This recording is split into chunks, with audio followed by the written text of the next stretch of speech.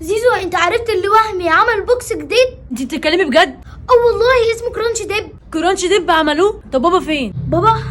بابا زمان عند وهمي بيجيبه وبيجربه. يا ابن المحظوظ يا بابا. يا بابا.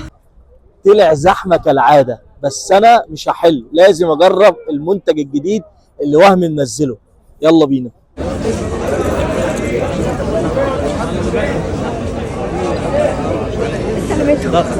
في زحمه، الناس بتشتكي بسبب الزحمه. والله دي حقيقه، في زحمه كتير قوي. الله يستر. يلا بينا. عامل ايه؟ يوسف الله يبارك له، لقاها الزحمه والدنيا مبهدله، طلع عين اهلي بصراحه واستنيت كتير. ايه الزحمه دي؟ معلش. فجزاه الله خير، جاب لي ايه بقى البوكس الجديد اللي مكسر الدنيا بقى. كرانش ديب. اسمه كرانش ديب. كرانش ديب كرانش ديب. بص بقى، كرانش ديب عباره عن ايه؟ دول سندوتشين برجر. سندوتشين. بص عاملين ازاي. سندوتشين برجر. دول ايه بقى؟ كب جبنه وكب كرانشز. بصوا الدلع. لا حاجه كده في الخيال. انا عايز اقول لكم ان ثمن السندوتش ده طلع 200 جنيه، انا ما توقعتش. ومعاه 2 كولا كمان. انا ما توقعتش، يعني السعر مناسب جدا يا جدعان. فهنطلع بقى. بصوا السندوتش، المفروض بقى السندوتش ده اللي فهمتوا منهم يعني ان السندوتش ده يا جماعه الله اكبر، بص عامل ازاي.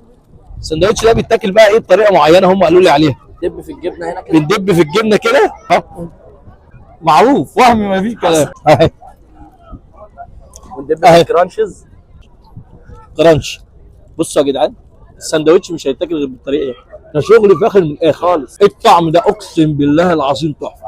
الطعم ده ده اختراع وهمي عامله، اسمه كرانش ديب. كرانشي ديب. اقسم بالله اللي ما هيجرب الاختراع الجديد اللي عامله وهمي فاته كتير، حصل. لان هو فعلا في حته ثانيه. شكرا يا برنس حبيب قلبي. وشكرا وهمي على المنتج الجديد. حبيبي.